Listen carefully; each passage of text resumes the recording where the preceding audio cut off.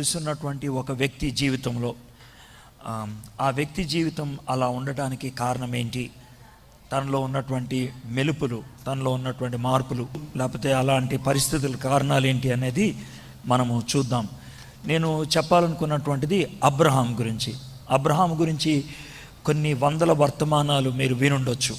అబ్రహాము విశ్వాసులకు తండ్రి, అది మనకు బాగా తెలిసినటువంటి మాట. అయితే విశ్వాసంలో తాను ఆ స్థాయికి రావడానికి కారణాలేంటి, విశ్వాసంలో ఎందుకు ఎదగగలిగాడు, విశ్వాసంలో ఎలా ఎదగగలిగాడు, విశ్వాసంలో ఎదగడానికి తన జీవితంలో వచ్చినటువంటి పోరాటాలేంటి, అవి మనం నేర్చుకుందాం. అవి నేర్చుకోవటం బట్టి మనకు వచ్చే లాభం ఏంటి అని అంటే, మీరు విశ్వాసులు, దాంట్లో మనకు అనుమానం లేదు. అందుకే మీరు మందిరానికి వచ్చారు, చాలా మర్యాదగా కూర్చున్నారు, ఒక వరుసలో దేవుని వాక్యాన్ని వింటున్నారు. ఇది బయటికి కనబడుతూ ఉంది, దాంట్లో ఎటువంటి అనుమానం లేదు. అయితే మీరు చూపించే విశ్వాసం పరిపూర్ణమైందా కాదా నాకు తెలియదు, మీ పాస్టర్ గారికి తెలియదు, మీ భార్యకి మీ భర్తకు కూడా తెలియదు, దేవుడికి మీకే తెలుసుద్ది, ఇంకెవరికి తెలియదు. మీ సమర్పణ పరిపూర్ణమైందా కాదా అనేది మీకు మీ దేవుడికే తెలుసు.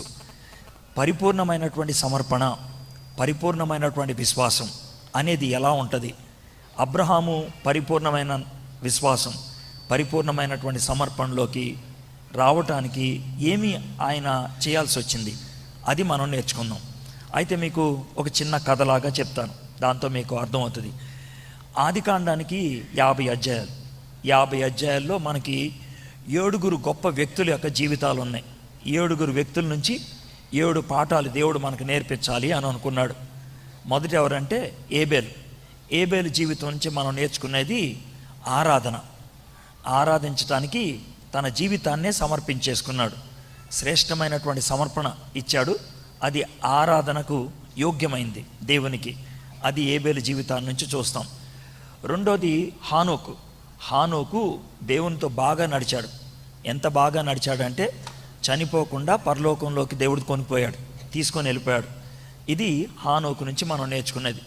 మూడోది నోవహు బాగా పనిచేశాడు.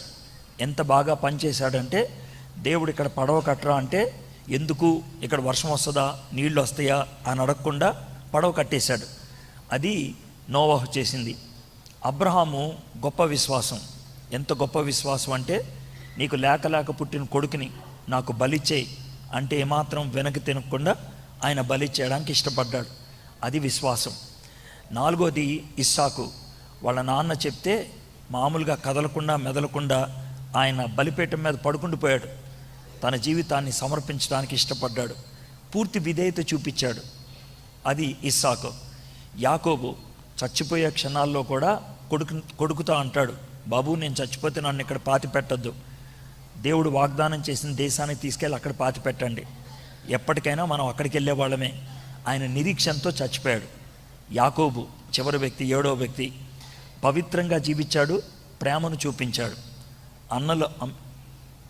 అన్నలు తన్ని అమ్మేశారు, అయినప్పుడు కూడా ఆయన ఆ అన్నల్ని క్షమించాడు, ప్రేమించాడు. కొంచెం బేస్ కట్ చేయండి, ఎక్కడ పిఏ సిస్టమ్ ఎక్కడ ఉంది, బేస్ కట్ చేయండి, ఫ్లాట్ చేయండి, ఈకో వస్తుంది, బుమ్, అది వద్దు, అందుకే దూరం పెట్టాను. ఓకే, శబ్దాలలో అభిషేకం ఉండదు, దేవునిలో ఉంటుంది అభిషేకం. ఈకోలో ఉండదు అభిషేకం, వాస్తవంలో ఉంటుంది. ఆత్మతోనూ సత్యముతో అని అన్నారు కానీ సౌండ్ ఎఫెక్ట్స్తో అనలేదు కదా. రైట్, సౌండ్ ఎఫెక్ట్స్ వాస్తవం కాదు, అబద్ధం. Right, okay. అయితే యాకోబు, ఈ 7 వ్యక్తులు మనకి బైబిల్లో ఆదికాండంలో గొప్ప వ్యక్తులుగా కనబడతారు. ఈ 7 వ్యక్తుల యొక్క దేవుడే మన దేవుడు. ఈ 7 ఉన్నటువంటి లక్షణాలు దేవుడు మనలో చూడాలని ఆశపడుతున్నాడు. అయితే ఈ 7 ఒక ఆయన గురించి మనం ఇప్పుడు నేర్చుకోబోతున్నాం. ఎవరు ఆయన అంటే అబ్రహాము జీవితంలో విశ్వాసంలో ఎలా ఎదిగాడు అనే దాన్ని మనం చూడబోతున్నాం.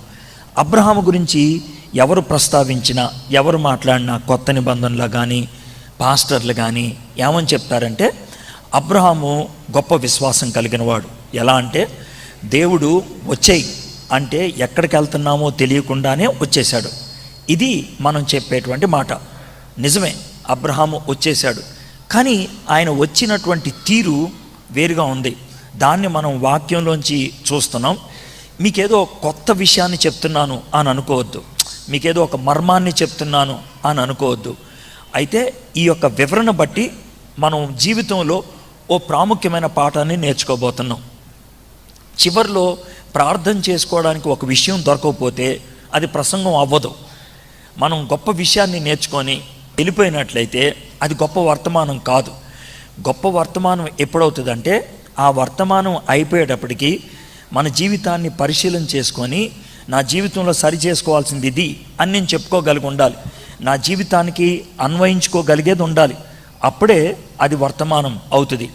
అయితే అబ్రహాము యూదులకి మొట్టమొదటి తండ్రి, తర్వాత క్రైస్తవులకి తండ్రి, తర్వాత ముస్లిములకి తండ్రి, అలా పిలుచుకుంటారు వాళ్ళు.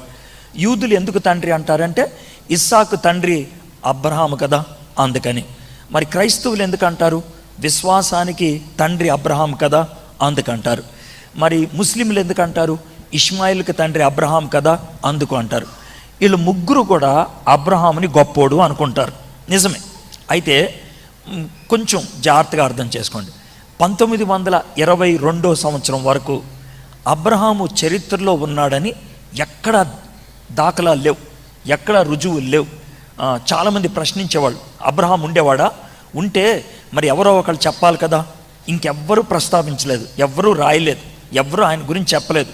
మనకి అబ్రహాము గురించి కానీ వాళ్ళ ప్రాంతము గురించి కానీ ఏమీ లేదు. కాబట్టి అబ్రహాం లేడు, వీళ్ళే సృష్టించారు, అబద్ధం అని అనుకునేవాళ్ళు. అయితే 1922లో జరిగిన విషయం అన్నమాట. ఇరాక్ దేశం అంటారు, పేరైనా ఎప్పుడైనా ఉన్నారా? ఇరాక్ దేశం సద్దాం హుస్సేన్ పరిపాలించేవాడు. ఆ ఇరాక్ దేశానికి రాజధాని పేరు బబులోన్. ఆ బబులోను బాగ్దాద్ అంటారు ఇప్పుడు, బాగ్దాద్. ఆ బాగ్దాద్కి దక్షిణాన్న ఒక 70 కిలోమీటర్లు వెళ్తే 1922 సంవత్సరంలో తవ్వుతూ ఉంటే ఒక ఇటుకరాయి కనబడింది. ఇక్కడ ఎందుకు ఇటుకరాయి ఉంది అని అప్పట్లో బ్రిటిష్ వాళ్ళు పరిపాలిస్తూ ఉండేవాళ్ళు. వాళ్ళు ఏం చేశారంటే అమెరికా నుంచి పురావస్తు శాఖ వాళ్ళని పంపించారు అక్కడికి థామస్ ఊలీ అనేటువంటి ఒక పురావస్తు శాఖ మనిషి వచ్చాడు. 14 సంవత్సరాలు ఆ ప్రాంతం అంతా తవ్వాడు. 14 సంవత్సరాలు తవ్వితే 23 శవాలు దొరికాయి ఆయనకి, 23 అస్థి పంజరాలు దొరికాయి. అది కాకుండా ఒక పెద్ద పట్టణం అక్కడ ఉండేది అని, గదులు, తలుపులు, తర్వాత రోడ్లు, ఇవన్నీ కూడా కనబడ్డాయి. అయితే ఒక కుండ దొరికింది, కుండ. ఆ కుండ మీద అప్పట్లో ఉండేటువంటి భాష, అకేడియన్ భాషలో ఏమని రాసి ఉంటుందనంటే ఈ ప్రాంతం పేరు ఊరు అని రాసింది. ఈ ప్రాంతం పేరు ఊరు. మీకు బాగా తెలిసినట్లయితే దేవుడు అబ్రహాముని ఎక్కడి నుంచి పిలిచాడు? ఊరు అనే ప్రాంతం నుంచి పిలిచాడు, అవునా కదా? ఊరు అనేటువంటి ఈ ప్రాంతము ఇరాక్ దేశంలో ఉన్నది. దేవుడు అక్కడున్నప్పుడు అబ్రహాముకి ఆ పిలిపిచ్చాడు. దేవుడు పిలిపించినప్పుడు ఏమని పిలిచి ఉంటాడు? అబ్రహాము, నువ్వున్న దేశంను వదిలిపెట్టేయి, ఓకే, నీ తండ్రి ఇంటిని వదిలిపెట్టేయి, మీ అందరి చుట్టాలని వదిలిపెట్టేయి. అలా వదిలిపెట్టే అంటాం కాదు. నువ్వు ఈ దేశాన్ని వదిలిపెట్టావనుకో నీకు ఒక కొత్త దేశాన్ని ఇస్తాను. నువ్వు నీ బంధువులను అందరినీ వదిలిపెట్టావనుకో నీకు అనేక మంది బంధువుల్ని ఇస్తాను. నువ్వు మీ తండ్రి ఇంటిని వదిలిపెట్టావనుకో అనేక మందికి నిన్నే తండ్రిగా నేను చేస్తాను.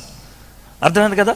ప్రతి దానికి దేవుడు ఒక లింక్ పెట్టాడు. ఇదొదులు అది ఇస్తా, ఇదొదులు అది ఇస్తా, ఇదొదులు అది ఇస్తా. ఆ విధంగా దేవుడు అబ్రహాముకి చెప్పాడు. కాబట్టి ఊరు అనేటువంటి ప్రాంతంలో ఉన్నప్పుడు ఆ విధంగా చేయాలి. ఊరు అనేటువంటి ప్రాంతంలో అబ్రహాము వాళ్ళ నాన్న చాలా గొప్పోడు. ఎంత గొప్పోడు అని అంటే ఆయన ఇంట్లో 3-4 వేల మంది పనోళ్ళు ఉండేవాళ్ళు. ఎందుకు సార్ అంతమంది పనోళ్ళు అంటే, అప్పట్లో గొప్పతనం అనేది ఎలా చెప్పుకునేవాళ్ళు తెలుసా?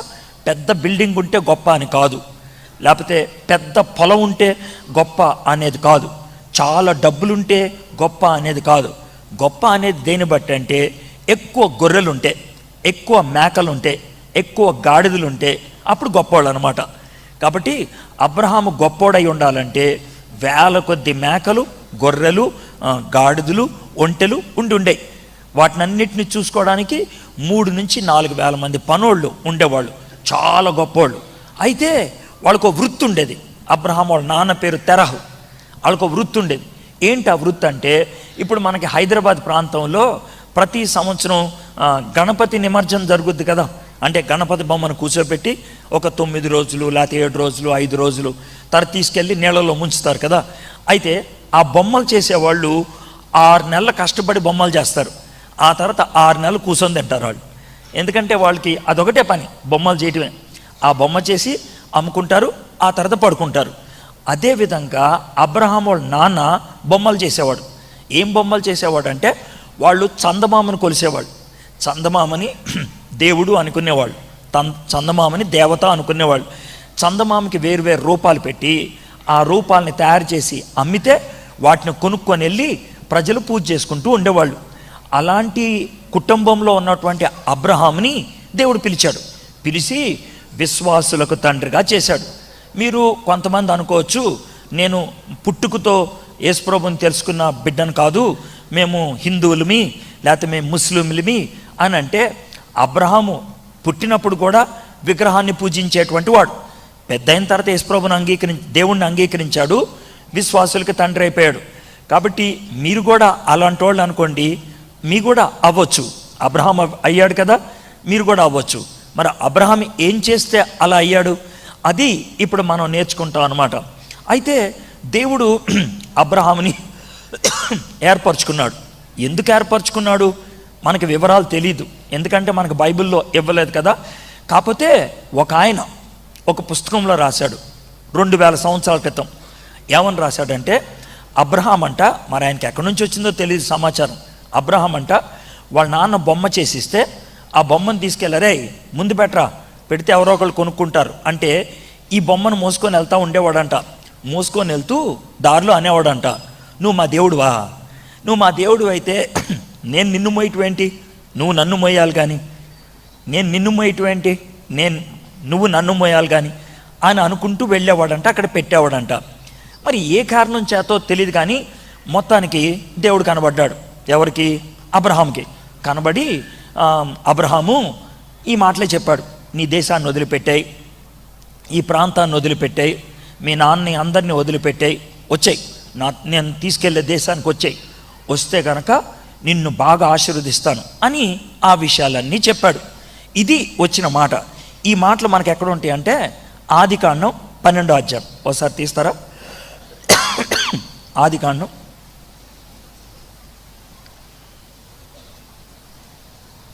12వ అధ్యాయం. ఆదికాండం తీయటం చాలా సులభం కదా, మొదటి పుస్తకం 12వ అధ్యాయం. ఓకే, నేను చదువుతాను చూడండి. 12వ అధ్యాయం మొదటి వచనం. యెహోవా, నీవు లేచి నీ దేశము నుండి, నీ బంధువుల యొద్ద నుండి, నీ తండ్రి ఇంటి నుండి బయలుదేరి నేను నీకు చూపించు దేశమునకు వెళ్ళుము. నిన్ను గొప్ప జనముగా చేసి నిన్ను ఆశీర్వదించి నీ నామమును గొప్ప చేయుదును. నీవు ఆశీర్వాదముగా నుందువు. నిన్ను ఆశీర్వదించు వారిని ఆశీర్వదించదను, నిన్ను దూషించు వారిని శపించదను. భూమి యొక్క సమస్త వంశములు నీ యందు ఆశీర్వదించబడినని అబ్రహాముతో అనగా, దేవుడు అబ్రహాముని ఆశీర్వదించి గొప్పని చేస్తాడు, దాంట్లో అనుమానం లేదు. ఎందుకు అని అంటే దానికి ఒక కారణం ఉంది. అబ్రహాము ద్వారా అందరికీ కూడా ఆశీర్వాదం దొరకాలని, ప్రపంచమంతటికి. దేవుడు క్రైస్తవుల్ని ఆశీర్వదిస్తే క్రైస్తవులు ఒక్కళ్ళే అభివృద్ధి చెందరు. మరి ఎవరు అభివృద్ధి చెందుతారు? చుట్టూ ఉన్న వాళ్ళందరూ అభివృద్ధి చెందుతారు. అది ఒక క్రైస్తవుడికి వర్తిస్తుంది, ఒక సంఘానికి కూడా వర్తిస్తుంది. అర్థమైంది కదండి? ఒక క్రైస్తవుడు దీవించబడితే ఆయన చుట్టూ ఉన్న వాళ్ళందరూ ఆశీర్వదించబడతారు. అబ్రహాము దీవించబడితే అబ్రహాము చుట్టూ ఉన్నటువంటి వాళ్ళు. అదేవిధంగా ఈ ప్రాంతం సూరారమ, ఈ ప్రాంతం పేరు సూరారంలో దేవుడు ఈ మందిరాన్ని పెట్టాడు. ఈ మందిరం బాగా ఆశీర్వదించబడితే ఎవరు ఆశీర్వదించబడతారు? సూరారం ప్రాంతం అంతా కూడా. అవునా కదా? అర్థమైంది కదా? ఒక చిన్న ఉదాహరణ చెప్తాను. ఈ ప్రాంతం అంతా కూడా ఎయిర్టెల్ సిగ్నల్స్ రావాలి, సిగ్నల్స్ అందట్లేదు. అప్పుడు ఎయిర్టెల్లో ఏం చేస్తాడు? ప్రతి ఒక్కడికి ఒక టవర్ ఇస్తాడా? మరి ఏం చేస్తాడు? ఆ ఊరు మధ్యలో ఒక టవర్ పెడతాడు. ఆ ఊరిలో టవర్ పనిచేస్తుంది అనేది ఎలా తెలుసుద్ది? చెప్పండి నాకు, ఎలా తెలుసుద్ది? సిగ్నల్స్ అందితే. ఓ పెద్ద టవర్ పెట్టి దాని కిందే ఎయిర్టెల్ సిమ్ పెట్టుకున్న ఫోన్లో సిగ్నల్స్ అందట్లేదు అనుకో, ఎవడైనా ఏమంటాడు? ఎంత పెద్ద టవర్ కట్టాడు, పనికి మాలింది, సిగ్నల్ అందట్లేదు అని అంటారా లేదా? అప్పుడు ఎవరిని తిడతారు? సిగ్నల్ తిడతారా లేదా? మనం రోడ్డు మీద వెళ్తున్నాం, చీకటిగా ఉంది, అప్పుడు ఏం చేస్తారు? పెద్ద స్తంభం పెట్టి ఒక 5-6 లైట్లు పెట్టారనుకోండి, ఆ ప్రాంతం అంతా ఏమొస్తుంది? వెలుగు వస్తుంది. పెద్ద స్తంభం ఉంది, 4 లైట్లు ఉన్నాయి, కానీ ఆ ప్రాంతం అంతా చీకటి ఉందనుకోండి, ఎవడైనా ఏమంటాడు? ఇంత పెద్ద స్తంభం ఉంది, పనికిమాలింది, ఇది మాత్రం చీకటిగానే ఉంది. ఒకవేళ స్తంభం లేదనుకో, ఎవడిని తిట్టడు. స్తంభం ఉండి వెలిగిపోతే ఏం చేస్తారు? తిడతారు కదా. సూరారంలో దేవుడు ఒక పెద్ద మందిరాన్ని కట్టాడు, ఊరికి ఆశీర్వాదం లేకపోతే ఇప్పుడు మనం ఎవరిని తిట్టాలి?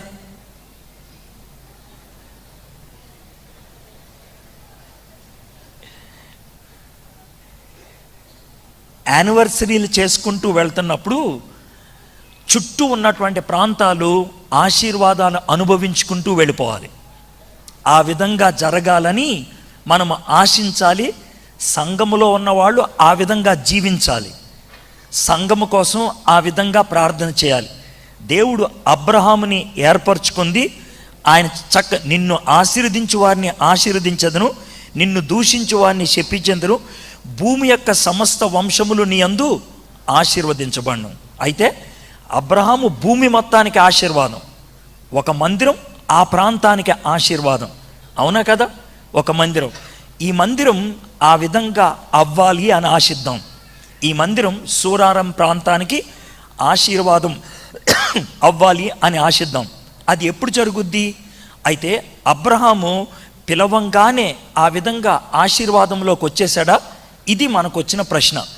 దేవుడు ఈ పిలుపునిచ్చాడు, ఇస్తే అబ్రహాము మీరు గమనించినట్లు రాలేదు. ఆ విధంగా పూర్తి విధేయత చూపించాడు విధేయత, కానీ పూర్తి విధేయత చూపించలా. ఎందుకో చెప్పమంటారా? ఏం చేసి ఉంటాడంటే అబ్రహాము దేవుడు కనబడంగానే వాళ్ళ నాన్నగారి దగ్గరికి వెళ్ళి, నాన్నగారు దేవుడు కనబడ్డాడు నాన్నగారు అని అన్నాడు. ఏ దేవుడురా? చందమామ? లేదు నాన్న, ఇంకో దేవుడు, ఆ దేవుడి పేరు యెహోవా అంట. అవునా? ఈ దేవుడు గొప్పతనం ఏంట్రా?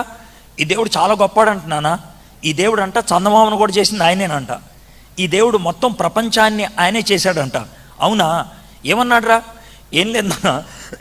ఏమన్నాడంటే మనల్ని ఈ ఊరు వదిలేసి వచ్చేసామన్నాడు నాన్న, మనల్ని ఈ దేశం వదిలేసి వెళ్ళిపోమన్నాడు. దేవుడు మనల్ని అన్నాడు అబ్రహాంతో, మరేమన్నాడు? నిన్ను అన్నాడు.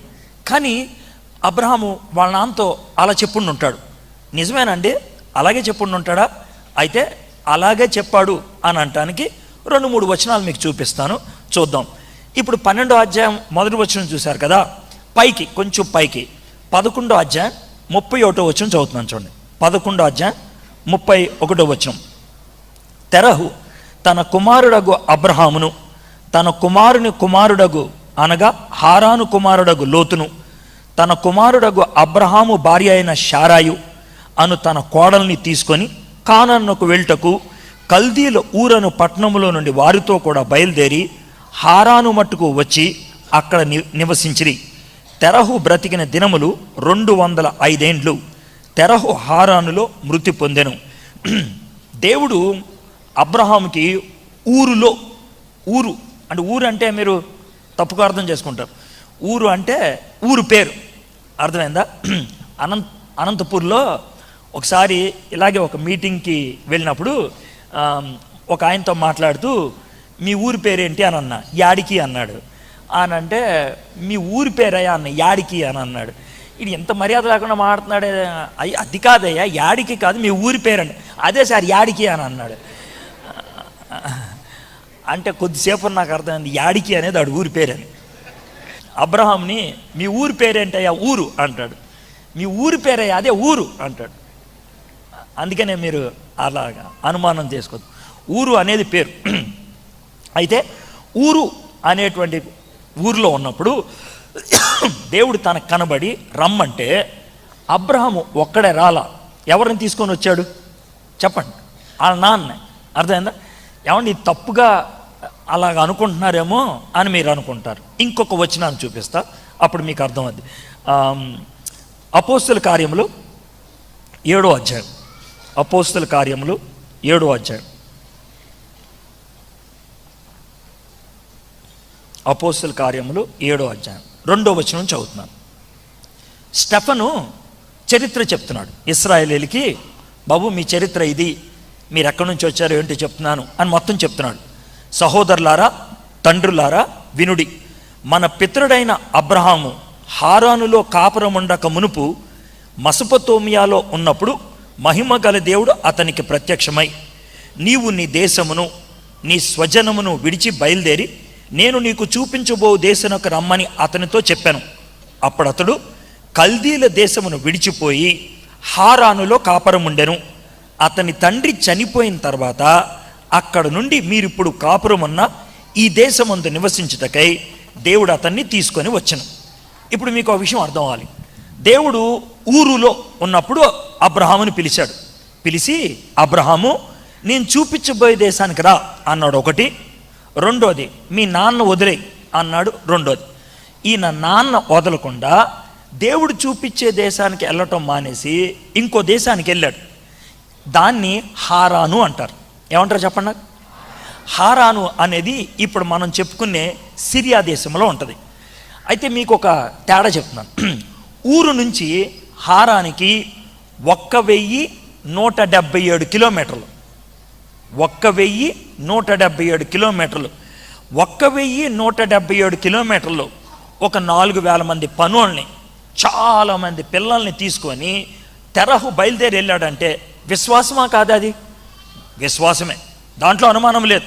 చాలా గొప్ప విశ్వాసం చూపించాడు. అబ్రహాముతో దేవుడు చెప్పాడు, ఈ ఊరు వదిలే, నేను చూపించే దేశానికి వెళ్ళు అని అంటే, మనోడు ఏం చేశాడు? మా నాన్న వదిలేస్తే ఎలాగా?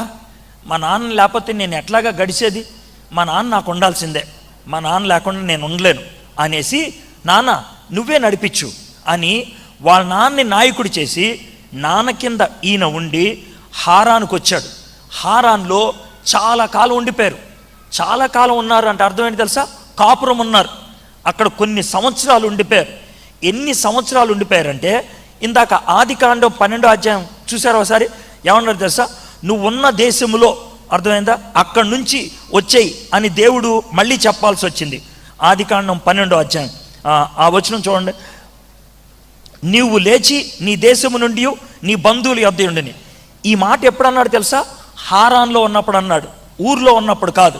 మీరు క్లియర్గా అర్థమవుతుంది కదా? ముందు ఊర్లో ఉన్నప్పుడు అక్కడి నుంచి హారాన్ వెళ్ళిపోయాడు. బహుశా 15-20 సంవత్సరాలు అక్కడ ఉన్నాడు. ఈ 15-20 సంవత్సరాలు దేవుడు అబ్రహాముతో ఏం చేయలేకపోయాడు. దేవుడు అబ్రహాముని ఎటు కదల్చలేకపోయాడు. ఎందుకనంటే వాళ్ళ నాన్నే పట్టుకొని ఉన్నాడు, వాళ్ళ నాన్నతోనే ఉన్నాడు. అప్పుడు వాళ్ళ నాన్న చచ్చిపోయిన తర్వాత మళ్ళీ దేవుడు తనతో చెప్పాడు. ఏమన్నా తెలుసా? అయ్యా వచ్చేయి, ఇప్పటికైనా సరే 12వ అధ్యాయంలో ఏమంటారు? 12వ అధ్యాయం 2వ వచనంలో, నువ్వు బయలుదేరి నేను నీ చూపించు దేశమునకు వెళ్ళుము, నిన్ను గొప్ప జనముగా చేసి నిన్ను ఆశీర్వదించి నీ నామం గొప్ప చేయదును. నీ తండ్రి ఇంటిని వదిలేయి, నీ బంధువుల ఇంటి వదిలేయి, అన్నీ వదిలేయమన్నాడు. అంటే వదిలేశాడా?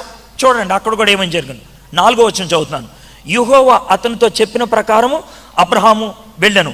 లోతు అతనితో కూడా. లోతు అంటే ఏమవుతాడు? బంధువు. అసలు దేవుడు ఏమన్నాడు? బంధువుని వదిలేయమన్నాడు. వదిలేశాడా? వదిలేలా. ముందేమో తండ్రిని పట్టుకున్నాడు, దేవుడు ఏం చేయలేపాడు. తర్వాత లోతుని పట్టుకున్నాడు, దేవుడు ఏం చేయలేపాడు. లోతు పిల్లలకి అబ్రహాము పన్నోళ్ళకి ఏమొచ్చింది? గొడవ వచ్చింది. వస్తే చిరాకు పడి ఆయన అన్నాడు తెలుసా, లోతు నీకేం కావాలో తీసేసుకోరా, నీకు ఎక్కడ దాకా కావాలో అక్కడ తీసేసుకో, మిగిలింది నేను ఉంటా అని అంటే, అప్పుడు లోతు తీసుకున్నాడు. అప్పుడు అబ్రహాము శారాయి ఉన్నారు. ఇప్పుడు మొదటేమో తండ్రితో ఏం చేయలేపాడు, రెండోడు బంధువు లోతుతో ఏం చేయలేపాడు, మూడోది తన భార్య ఏం చేసింది? అక్కడ ఉన్నటువంటి సంస్కృతి ప్రకారం తప్పేమి చెప్పలేదు. ఎలాగంటే, ఇప్పుడు నాకు పెళ్ళయింది అనుకోండి, పెళ్ళై 15 ఏళ్ళకి కూడా పిల్లలు పుట్టలేదు. అప్పుడు మీలో ఎవరన్నా సలహా ఇచ్చేది ఏంటి? పిల్లలు పుట్టట్లేదా, ఓ పని చేయండి, ఎవరినైనా పిల్లల్ని తెచ్చుకొని పెంచుకోవచ్చు కదా అంటారు కదా. తప్ప అది? తప్ప అదేం చెప్పండి? ఎవరినైనా ఒక చిన్న పిల్లని తెచ్చుకొని దత్తత చేసుకున్నాను అనుకోండి, తప్ప? అది తప్పేం కాదు. అయితే అప్పట్లో ఏది ఇశ్రాయేల్ దేశంలో ఆ ప్రాంతంలో అలా దత్తత తెచ్చుకోరు, ఇంకో పద్ధతి చేస్తారు. ఎలా అంటే, ఇప్పుడు నాకు పిల్లలు పుట్టలేదు అనుకోండి, నా భార్య ఏముంటుందనంటే, ఈ అమ్మాయిని దగ్గరికి తీసుకో, ఈ అమ్మాయి ద్వారా ఒక కొడుకుని కను, ఆ కొడుకు నా కొడుకు అని నేను పెంచుకుంటా. నువ్వు ఎవడికో పుట్టినోడిని ఎందుకు పెంచుకోవాలి? నీకు పుట్టినోడినే నేను పెంచుకుంటా. అది వాళ్ళకున్న అలవాటు. అందుకని ఈ అలవాటు మీరేం మొదలు పెట్టక్కర్లేదు. అర్థమైందా? చెప్తున్నా, వాళ్ళకున్న అలవాటు అది. ఏమంటే బైబిల్లో ఉంది కదా, నేను కూడా మొదలు పెట్టేస్తాను అని ఏమనక్కర్లేదు. అది వాళ్ళ అలవాటు, అది వాళ్ళ సంస్కృతి. అర్థమైందా?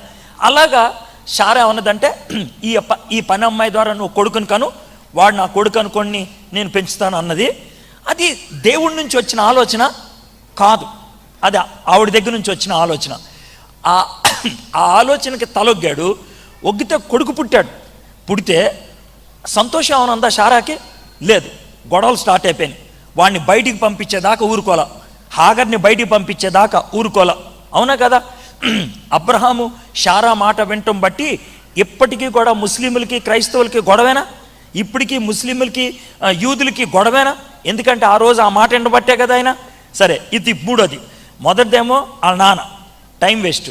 రెండోదేమో లోతు, గొడవలు. మూడోదేమో శారా, ఇప్పటికీ గొడవ ఆగలేదు. అర్థమైందా? ఇక చివరికి ఒంటరోడైపోయాడు. అప్పుడు దేవుడు కొడుకునిచ్చాడు. కొడుకునిచ్చిన తర్వాత ఆ కొడుకు పెద్దోడయ్యాడు. కొడుకు పెద్దోడైన తర్వాత స్టోరీ అంతా చెప్తే మీకు సులభంగా అర్థమవుతుందని చెప్పేస్తున్నాను. కొడుకు పెద్దోడయ్యాడు. ఒకరోజు దేవుడు వచ్చి, అబ్రహాము అన్నాడు. ఏంటి ప్రభా అన్నాడు. నీకు ఒక్కడే కొడుకున్నాడు కదా, నేను బాగా ప్రేమించి నీకు ఇచ్చానే కొడుకు, నువ్వు బాగా ప్రేమిస్తున్నావే, ఆ కొడుకుని నాకు బలిచ్చేయి. ఇప్పుడు దాకా అబ్రహాం పద్ధతి ఏంటి? దేవుడు చెప్తే ముందు నాన్న చెప్పాడు, దేవుడు చెప్తే బంధువు చెప్పాడు, దేవుడు చెప్తే శారాకి చెప్పాడు. ఇప్పుడు ఎవరికైనా చెప్పాడు నాలుగోసారి? ఎవ్వడికి చెప్పలా. ఇద్దరు పనులను పిలిచి, అరే కట్టెలు కొట్టండి అని అంటే, ఎందుకయ్య గారు? నీకెందుకురా కట్టెలు కొట్టు అని అన్నాడు. గాడిద మీద పెట్టాడు. అర్థమైందా? దారిలో నడుచుకుంటూ వెళ్తున్నారు. కొడుకు అడుగుంటూ ఉంటాడు. ఎందుకు నాన్న అంటే, బలి అర్పించాలరా అంటే పాపం నడుచుకుంటూ వచ్చాడు. 2 రోజులు నడిచాడు. ఆ తర్వాత కట్టెలన్నీ కొడుకు మీద పెట్టాడు. ఈయనేమో ఓ చేతితో కత్తి పట్టుకున్నాడు, ఓ చేతితో కాగడా పట్టుకున్నాడు. కొండెక్కుతుంటే మళ్ళీ కొడుకు అడుగుతున్నాడు, నాన్న బలేది అని అంటే, దేవుడు చూసుకుంటాడు రా. ఇప్పుడు చూసారా? ఇప్పుడు దాకా నాన్న చూసుకుంటాడు, బంధువు చూసుకుంటాడు, భార్య చూసుకుంటుంది. ఇప్పుడు ఎవరు చూసుకుంటారు? అవునా కదా? ఆ స్థాయికి రావడానికి ఒక్కసారి జరిగింది, అది జరగల, 4 మెట్టుల్లో జరిగింది. అవునా కదా? నెమ్మదిగా జరిగింది. 4వ స్థాయికి వచ్చేప్పటికి దేవుడు చూసుకుంటాడు రా అని కొండ మీదకి వెళ్ళిపోయాడు. కట్టెలు పరిచాడు, కొడుకుని కూర్చోబెట్టాడు, పడుకోబెట్టాడు. బలి ఇవ్వడానికి కత్తి పైకి లేపితే అప్పుడు దేవుడు కనబడి, అబ్రాహాము ఆపు, ఇప్పుడు అర్థమైంది నువ్వు చాలా ఎదిగిపోయావు, ఇప్పుడు అర్థమైంది నువ్వు విశ్వాసులకి తండ్రి అని చివరికి డిగ్రీ ఇచ్చాడు. ఏమని? విశ్వాసులకు తండ్రి. అవునా కదా? ఆ డిగ్రీ రావడానికి అబ్రహాము కొన్ని పనులు చేయాల్సి వచ్చింది. ఆ పనులే మనం కూడా చేస్తే విశ్వాసంలో మనం ఎదగలుగుతాం. అర్థమైందా? ఆ పనులేంటో మీకు చెప్తాను. అవి మీలో కొంతమంది గుండుంటాయి ఇప్పటికే. ఇవి ఎందుకున్నాయి నాకు అని మీరు అనుకుంటూ ఉండొచ్చు. అబ్రహాము జీవితం నుంచి దాన్నే మీకు చూపించాలి అని అనుకుంటున్నాను. ఏంటనంటే, మొట్టమొదటిది, దేవుడు ఎవరినైనా దీవించాలి అనంటే, జాగ్రత్త వినండి, దేవుడు ఎవరినైనా దీవించాలి అంటే దేవుడు వారిని ముందు ప్రత్యేకపరుస్తాడు. దేవుడు ముందు వారిని ప్రత్యేకపరుస్తాడు. ప్రత్యేకపరచడం అంటే వేరుపరుస్తాం. ఇప్పుడు 50 మంది ఉన్నారు. 50 మందిలో ఒకళ్ళ మీద నీకు బాగా దృష్టి పడింది, వీడు బాగుంటాడు, ఈ అమ్మాయి బాగా ఉంటుంది అన్నప్పుడు అందరిలో వాళ్ళని ఉంచేస్తే వాళ్ళని మీరు ఏమైనా ఉపయోగించుకోగలుగుతారా? లేదు. అందరిలో వాళ్ళని ఉంచితే వాళ్ళని ప్రత్యేకంగా మీరు తరబీదు చేయగలుగుతారా? లేదు. వాళ్ళని ఏం చేస్తారు?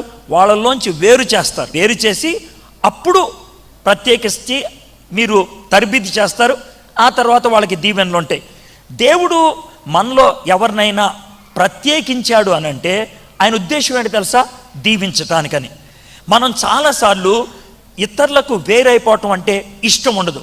కొన్నిసార్లు శారీరకంగా దూరం చేస్తాడు, కొన్నిసార్లు ఆలోచనలో దూరం చేస్తాడు.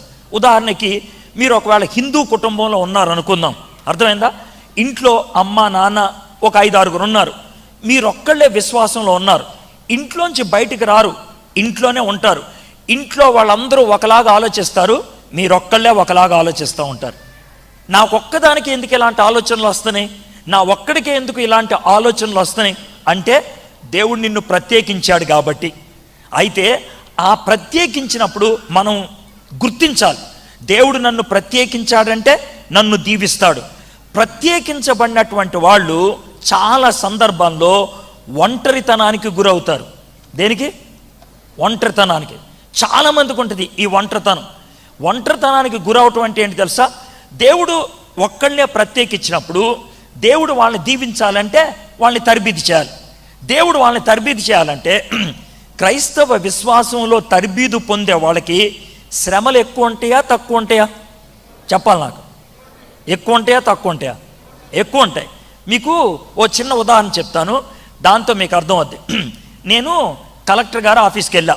నేను అర్థమైందా? కలెక్టర్ గారు నాకు మిత్రుడు. ఆయన ఆఫీస్కి వెళ్ళంగానే కూర్చోపెట్టాడు. ఎరా బాబు ఎడ్వర్డ్ బాగున్నావా? ఎందుకంటే మీ ఇద్దరం ఫ్రెండ్స్ కదా, బాగున్నావా అని అంటే కూర్చున్నాం. మీ ఇద్దరం మాట్లాడుకుంటున్నాం. ఈలోగా పనుని పిలిచి అరే 2 కప్పులు టీ పట్టరా అని అన్నాడు. అర్థమైందా? నాకో టీ ఆయనకో టీ, మేమిద్దరం టీ తాగేసాం. నేను కలెక్టర్ ఆఫీస్కి వెళ్ళినప్పుడు ఇద్దరిని కలిసా. ఎవరెవరినంటే కలెక్టర్ గారిని కలిసా, రెండోది టీ ఇచ్చేవాడిని కలిసా. ఇద్దరు కూడా కలెక్టర్ ఆఫీస్లో పనిచేసేవాళ్లే. అర్థమైందా? ఒక ఆయనేమో నా మిత్రుడు కలెక్టరు, ఇంకోడు ఆడెవడో టీ అందించేవాడు. అయితే నా ప్రశ్న ఏంటంటే, వీడు నా మిత్రుడు కలెక్టర్ ఎందుకు అయ్యాడు, ఆడి టీ అందించేవాడుగా ఎందుకున్నాడు చెప్పండి? ఈడు ఎందుకు కలెక్టర్ అయ్యాడంటే ఈడు బాగా పరీక్షలు రాసి పైకి వెళ్ళాడు, అందుకే వాడు కలెక్టర్ అయ్యాడు. ఆడి టీ అందించేవాడు ఎందుకయ్యాడు? ఆడి పరీక్షలు రాయలేదు, లేకపోతే ఫెయిల్ అయ్యాడు, అందుకనే టీ అందించేవాడు అయ్యాడు. అవునా కదా? మనము ఆత్మీయ జీవితంలో కలెక్టర్లు అవ్వాలంటే, ఆత్మీయ జీవితంలో ఆఫీసర్లు అవ్వాలంటే పరీక్షలు రాయాలా లేదా? అవునా? పరీక్షలు అంటే ఏంటి? శ్రమలా కాదా? పరీక్షలు అంటే ఏంటి? శోధనలా కాదా? ఎవరికైతే ఎక్కువ శోధనలు వస్తాయో, ఎవరికైతే ఎక్కువ శ్రమలు వస్తాయో, ఎవరైతే ఎక్కువ శోధనలో జయిస్తారో వాళ్ళు విశ్వాసంలో ఎక్కడికి వెళ్తారు? పై మెట్టుకి వెళ్తారు, పై స్థాయికి వెళ్తారు. అబ్రహాముకి ఎక్కువ శోధనలు వచ్చాయా లేదా? వచ్చాయి. శోధనలో ఆయన ముందు ఓడిపోయాడు. ఇప్పుడు భార్య గురించి శోధన వచ్చింది. ఐగుప్తి ఫరో నా భార్యను ఎత్తుకెళ్ళిపోతాడేమో భయం వేసింది. భార్యను ఎత్తుకెళ్ళిపోతే ఎత్తుకుపోనిలే, నన్ను చంపేస్తాడేమో అని భయం వేసి అబద్ధం ఆడిచ్చాడా లేదా? ఎందుకని? భయపడ్డాడు. అయితే కొడుకుని చంపేయమన్నప్పుడు అబద్ధం ఆడా? అబద్ధం ఆడలా. ఎందుకో తెలుసా? ఈ చిన్న పరీక్షలో ఓడిపోయాడు, దేవుడి మీద ఆనుకోలేదు కాబట్టి. పెద్ద పరీక్షలో గెలిచాడు, ఎందుకంటే దేవుడి మీద ఆనుకున్నాడు కాబట్టి. ఇక్కడ కూర్చున్నటువంటి మీలో ఎవరికైనా శోధనలు ఉన్నాయా, శ్రమలు ఉన్నాయా, కష్టాలు ఉన్నాయా, ఇబ్బందులు ఉన్నాయా? మీలో ఎప్పుడైనా ఇలాంటి ఆలోచనలు వచ్చినాయా? బయట అన్యులు ఉంటారు, వాడికి ఎవరు లేని బాధ నాకు వస్తాయి అంటే వాళ్ళకి సుఖంగా ఉంటారు, నాకే ఎందుకని నీ కష్టాలు వస్తాయి అని అంటే, నీకెందుకు కష్టాలు వస్తున్నాయి అంటే దేవుడు నిన్ను పైకి తీసుకెళ్దాం అనుకుంటున్నాడు కాబట్టి. వాడికి ఎందుకు రావట్లేదంటే ఆడు వేస్ట్ గాడు కాబట్టి. మీకు అర్థమైంది కదా? వాళ్ళు వేస్ట్ కాదు కాబట్టి, వాళ్ళ మీద కష్టపడినా కూడా సుఖం లేదు. అందుకే దేవుడు వాళ్ళని అలా వదిలేశాడు. దేవుడు నిన్ను శ్రమల గుండా పోనిచ్చింది ఎందుకంటే పైకి తీసుకెళ్దాని. పిటి ఉష అనే ఆమె మన భారతదేశంలో బాగా పరుగుల రాణి అంటారు పిటి ఉష. పిటి ఉషకి పద్మభూషణ్ అవార్డు ఇచ్చారు. అర్థమైందా? అయితే ఆ అవార్డు ఇచ్చేటప్పుడు ఆమె మాట్లాడుతూ ఏమన్నా తెలుసా? నేను ఈ స్థాయికి రావడానికి ఒక ఆయన కారణం, నంబూత్రిపాద్ అనేటువంటి ఆయన కారణం. మా గురువు గారు ఆయన నాకు తరబీదు చేశాడు అని ఆవిడ ఏమంటుంది తెలుసా? మొదట్లో తిట్టుకునేవాడిని ఆయనంటే. మొదట్లో ఈయనేంటి ఇంత మూర్ఖంగా ఉంటున్నాడు, ఈయన అసలు మనిషేనా, ఈయనకి అసలు మానవత్వం ఉందా, తోటి మనుషుల్ని ఎలాగ చూడాలో తెలుసా అని తిట్టుకునేదాన్ని. కానీ ఆ రోజు ఆ విధంగా చేయకపోతే ఈరోజు నేను ఈ స్థాయికి వచ్చేదాన్ని కాదు అని ఏం చేసేవాడో చెప్పింది. ఈ నంబూత్రిపాద్ అనేటువంటి ఆయన, ఈ అమ్మాయి 16 ఏళ్ళ అమ్మాయి ఉన్నప్పుడు ఏం చేసేవాడంటే పరిగెత్తమనేవాడంట. ఎక్కడ? రోడ్డు మీద కాదు, ఇసుకలో కాళ్ళు లోనకెళ్తే ఏమవుద్ది? పైకి త్వరగా లేవదు. ఆ ఇసుకలో ఒక స్పీడ్ పెట్టి ఇంత స్పీడ్ పరిగెట్టాలి అని అంటే ఇసుకలో ఆ స్పీడ్ పరిగెడటానికి ఈ కాళ్ళు నరాలన్నీ ఉబ్బిపోయాయంట. ఆ విధంగా వాళ్ళు అనుకున్న స్పీడు ఇసుకలో వచ్చిన తర్వాత పాల ప్యాకెట్లు ఉంటాయి కదా, పాల ప్యాకెట్లలో నీళ్లు పోసి, అర్థమైందా, ఎక్కడొకటి ఎక్కడొకటి 3 పాల ప్యాకెట్ల కాలుకేసి కట్టేసేవాడంట. కట్టేసి నీళ్ల ప్యాకెట్లు కాళ్ళకి కడితే బరువు పెరుగుద్దా తగ్గుద్దా? ఆ బరువు పెరిగినప్పుడు పరిగెట్టమనేవాడంట. ఆమెకి కళ్ళంటి నీళ్ళు వచ్చేసాయంట, ఒగురుస్తూ ఉండేదంట. నేను పరిగెట్టలేను అనుకునే, పరిగెట్టు కొడతాను లేకపోతే అనేవాడంట. అలాగే పరిగెట్టేదంట. అలా పరిగెట్టబట్టి ప్రపంచంలో గొప్ప పరుగుల రాణి అని పేరు తెచ్చుకోగలిగింది. అవునా కదా? ఒక పరుగు పందానికే ఇన్ని ఇబ్బందులు అవసరం అయితే విశ్వాస జీవితానికి ఇంకెంత అవసరం ఉంటుంది? అవునా కదా? విశ్వాస జీవితంలో ఎవరైతే ఎక్కువ ఆటుపోట్లు, ఎవరైతే ఎక్కువ శోధనలు, ఎవరైతే ఎక్కువ శ్రమలు ఎదుర్కొంటారో వాళ్ళు చివరికి ఉన్నత శ్రేణికి వెళ్తారు. అవునా కదా? పౌలు భక్తుడు ఏమంటాడు తెలుసా? నాకు రక్షణ ఉచితంగా వచ్చింది, అనుమానం లేదు. రక్షింపబడిన తర్వాత పవిత్ర జీవితంలో బహుమానం కోసం నేను పరిగెడుతున్నా అంటాడా లేదా? వెనకున్న వాటి గురించి పట్టించుకోను, చుట్టూ ఎవడేమంటున్నాడు నాకు అనవసరం, నేను పరిగెత్తుకుంటూ వెళ్ళిపోతా. ఎవరు ఏమనుకున్నా సరే పరుగు పందెంలో నేను గెలవాలి. అయితే అబ్రహాము ఆ విధంగా పరుగు పందెంలో ముందుకు వచ్చేటప్పుడు ముందు నాన్నను వదిలిపెట్ల, తర్వాత లోతుని వదిలిపెట్ల, తర్వాత భార్య మాటలు వింటూ ఉన్నాడు. నాన్న చచ్చిపోయిన తర్వాత బయటకు వచ్చాడు, లోతుతో గొడవైన తర్వాత వదిలిపెట్టాడు, శారా మాట విని నష్టం వచ్చిన తర్వాత అప్పుడు తెలుసుకున్నాడు. అవునా? 3 రకాలు. మొదటిది నాన్న చచ్చిపోయేదాకా వదిలిపెట్ల, లోతుతో గొడవయ్యేదాకా వదిలిపెట్ల, శారాతో నష్టం వచ్చేదాకా వదిలిపెట్ల ఆమె ఆలోచనలు. మరి నీ జీవితంలో నష్టం వచ్చేసిందేమో ఇప్పటికే, మీ ఇంట్లో మరణాలు వచ్చేసినాయేమో ఇప్పటికే, మీ ఇంట్లో ఇప్పటికే గొడవలు ఉన్నాయేమో. దీనికి ఒక కారణం ఏంటి తెలుసా? మీరు విధేయత చూపించలేకపోవటం. అబ్రహాము విధేయత మొదటిసారి చూపించినట్లయితే ఎంత బాగుండేది. ఆయన విడిచిపెట్టలేకపోయాడు కాబట్టి దేవుడిచ్చేటువంటి ఆశీర్వాదం ఆలస్యమైంది, దేవుడిచ్చేటువంటి దీవెన ఆలస్యమైంది. 11వ అధ్యాయం 32వ వచనం, తెరహు బ్రతికిన దినములు 205 ఏండ్లు. తెరహు హారానులో మృతి పొందెను అన్నప్పుడు కొంతమంది పండితులు ఏమంటారు తెలుసా? దేవుడు తెరహును చంపేయాల్సి వచ్చింది, అబ్రహాముని వాడుకోవడానికి తెరహును చంపేయాల్సి వచ్చింది, లేకపోతే సాధ్యం కాకపోయింది. మన జీవితంలో మనల్ని వాడుకోవడానికి మన నుంచి కొంతమందిని కావాలని బలవంతంగా వేరు చేస్తాడు. బలవంతంగా మనం దాన్ని పొరపాటుగా తీసుకోకూడదు, అది మంచిదే ఒక విధంగా. ఎందుకు ఇలా చేస్తాడు అని అంటే మీకు అర్థం అవడానికి ఒక మాట చెప్తాను. తల్లిదండ్రులు ఎవరికైతే పిల్లలు ఉన్నారో వీళ్ళందరికీ కూడా ఈ అనుమానం ఉంటుంది. పిల్లలు ఉన్నటువంటి తల్లిదండ్రులకి, మీ పిల్లలకి 3-3.5 సంవత్సరాలు వచ్చిన తర్వాత స్కూల్లో చేర్పిస్తారు కదా. మొట్టమొదటిసారి మీ పిల్లల్ని స్కూల్లో చేర్పించి స్కూల్లో విడిచిపెట్టి వస్తున్నప్పుడు పిల్లలు చేసే పని ఏంటి చెప్పండి నాకు? ఎలా ఏడుస్తారు? ప్రాణం పోయినట్లు ఏడుస్తారు. అవునా కదా? పిల్లలతో పాటు ఇంకెవరు ఏడుస్తారు? తీసుకెళ్ళిన వాళ్ళు కూడా ఏడుస్తారు. అవునా కదా? కొంతమంది అయితే ప్రభా ఇన్ని బడి మానిపించాయినా అని అనుకుంటారు. ఎందుకంటే 3.5 సంవత్సరాలు రోజు పిల్లలతో ఉంటారు. సడన్గా వాడిని వదిలిపెట్టేయడానికి, దాన్ని వదిలిపెట్టడానికి తల్లిదండ్రులకి బాధ, పిల్లలకి బాధ. అయితే మీరు పెద్దోళ్ళు కాబట్టి గుండె గట్టి చేసుకుంటారు. ఒకవేళ ఆ టైంలో 3.5 సంవత్సరాల బాబు దగ్గరికి కానీ పాప దగ్గరికి కానీ వెళ్ళి ఇంటర్వ్యూ చేసామనుకో, ఏమ్మా మీ అమ్మ నాన్న గురించి ఏమనుకుంటున్నావు అని, వాళ్ళు ఏమనిస్తారు? వాళ్ళ మూర్ఖులు, దరిద్రులు, పనికిమాలిన వాళ్ళు, ప్రేమ అంటే ఏంటో తెలియని వాళ్ళు, నన్ను కన్నారు కానీ ఇక్కడ పడేశారు, వాళ్ళకి అసలు ఇంగిత జ్ఞానం ఉందా, దరిద్రులు, పచ్చి బూతులని తిట్టేస్తారు వాళ్ళు. అవునా కాదా? అయితే అదే పిల్లలు ఎదిగి ఓ డాక్టరో ఒక ఇంజనీరో అయితే అప్పుడు తిడతారా? తిట్టరు. నేను ఎందుకని ఉదాహరణ చెప్పానంటే ఆ ఎడబాటు అనేది ఆ క్షణం మనకి చాలా కఠినంగా ఉంటుంది. ఆ ఎడబాటు అనేది మనకి చాలా సందర్భాల్లో అర్థం కాదు. ఆ పిల్లకి ఆ పిల్లోడికి అప్పుడు అర్థం వద్దా? చాలాసార్లు ఎందుకు వదిలేశారు మా నాన్న, ఎందుకు వదిలేసింది మా అమ్మ, నన్ను ఇంట్లోనే ఉంచవచ్చు కదా, నేను చెప్పిన మాట వింటాను కదా, నేను కూర్చోమన్న చోట కూర్చుంటాను కదా, ఈ పనికిమాలిన చదువు నాకెందుకు, వీళ్ళెవరో నాకు తెలియని వాళ్ళ దగ్గర నన్ను ఎందుకు ఎలా పడేస్తారు, వాళ్ళకి అసలు మానవత్వం ఉందా అని అనుకుంటారు లేదా? అనుకుంటారు.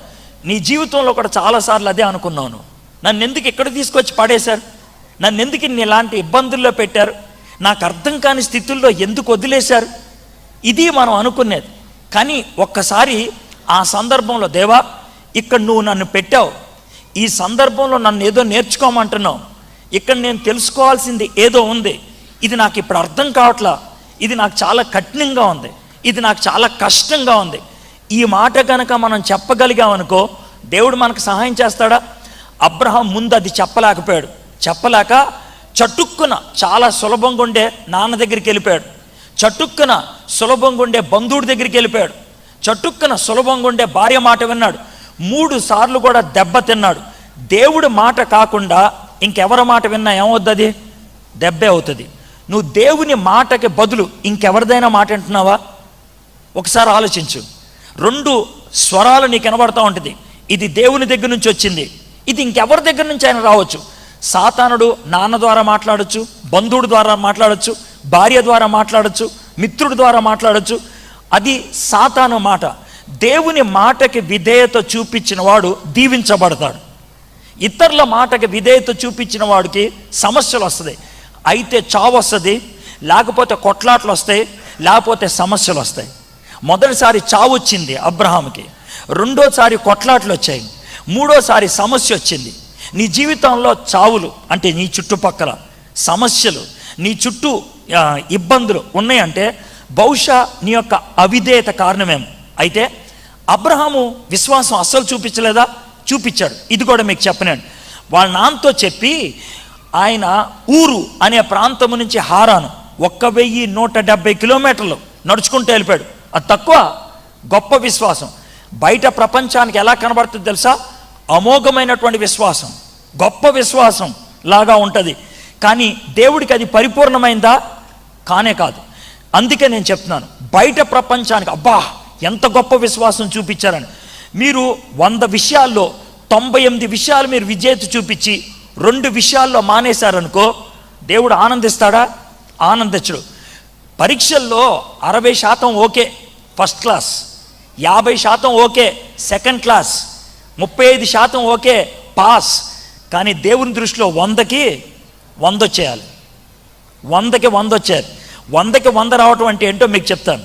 ఒక పాస్టర్ గారికంట 2 కూతుర్లు అన్నారంట. ఆ 2 కూతుర్లు చాలాసార్లు నాన్నగారు మేము సినిమాకి వెళ్తాం అంటే తిట్టేవాడంట.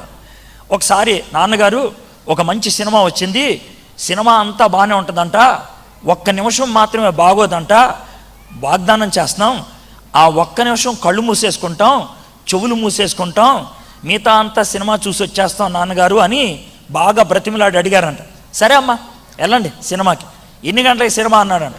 6 గంటలకంటే సరే 5 గంటలకు వెళ్తారు కదా, వెళ్ళక ముందు నా దగ్గరకు ఒకసారి కలవండి అని అంటే ఎందుకు నాన్న అన్నారంటే ఈయన లెక్చర్ ఇస్తాడేమో అని.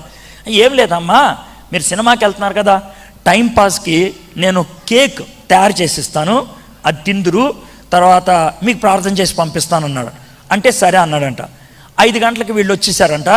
అప్పటికి ఇంత పెద్ద కేక్ తయారు చేసి ఉంచాడంట. ఇది మీకోసమే చేశాను, నేనే చేశానంటే 2 కూతుర్లు బాగా సంతోషించి నాన్నకి అటొకళ్ళు ఇటొకళ్ళు ముద్దు పెట్టి నువ్వు ఎంత మంచి తండ్రివో అని అంటే అప్పుడు అన్నాడంట, ముక్కలు కోసి తినండి అని అన్నాడంట. ఊరినే టేస్ట్ చేయండి అని అంటే తీసుకోబోతుంటే ఆగండి, నేను ఒక విషయం చెప్పడం మర్చిపోయాను, మీకు చెప్పకపోతే కనుక నేను తప్పు చేసిన వాడిని అవుతాను అంటే. అదేంటి నాన్న అంటే, ఏం లేదమ్మా, ఈ కేక్ నేనే చేశాను, ఈ కేక్కి పిండి నేనే కలుపుతా ఉన్నా. అయితే పిండి కలిపేటప్పుడు ఒక చిన్న సమస్య, చాలా చిన్న సమస్య వచ్చింది. కానీ చెప్పాలి ఏంటంటే, పిండి ఇలా కలుపుతూ ఉంటే పైన అటక మీద నుంచి ఒక ఎలక వెళ్తూ ఉంది. వెళ్తూ ఉచ్చపోసింది, అది ఒక చొక్క వేసింది, అది దీంట్లో పడిపోయింది. నేను అప్పటికే కలిపేస్తా ఉన్నాను, ఒక చొక్కే ఇంత ఉంటుంది, మా అయితే 1 మిల్లీగ్రామ్ ఉంటుంది. ఇదేమో 2 కేజీలు ఉంటుంది. అర్థమైందా? 1 మిల్లీగ్రామ్ ఉచ్చపడింది, దీంట్లో కలిసిపోయింది. చిన్నదే కాబట్టి పర్లేదు, తినేసేయచ్చు. కాబట్టి నేను చెప్పలేదు అనుకో, మళ్ళీ రేపు పొద్దున మీరు తెలిస్తే మా నాన్న ఎట్లా చేశాడు అనుకుంటారు. అందుకే నేను నిజం చెప్పేస్తున్నాను. అర్థం, 1 చుక్క ఉచ్చపడింది అని అన్నారంట. మీరు ఎందుకు అలా నవ్వుతున్నారు? ఉచ్చుకొచ్చే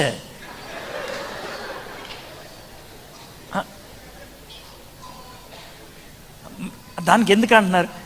మీరు ఆదివారం చక్కగా తెల్ల బట్టలు వేసుకొని ఇలా కూర్చుంటే మిమ్మల్ని ఎవరు నా ఫోటో తీస్తే బా ఎంత విశ్వాసం అండి అని అనుకుంటారు. సోమవారం నుంచి జబర్దస్తులు, సీరియళ్ళు ఇలాంటి అన్నీ చూస్తున్నారు అనుకోండి, మరి దానికి ఏమనాలి మిమ్మల్ని? చెప్పండి, నాకు ఏమనాలి మిమ్మల్ని?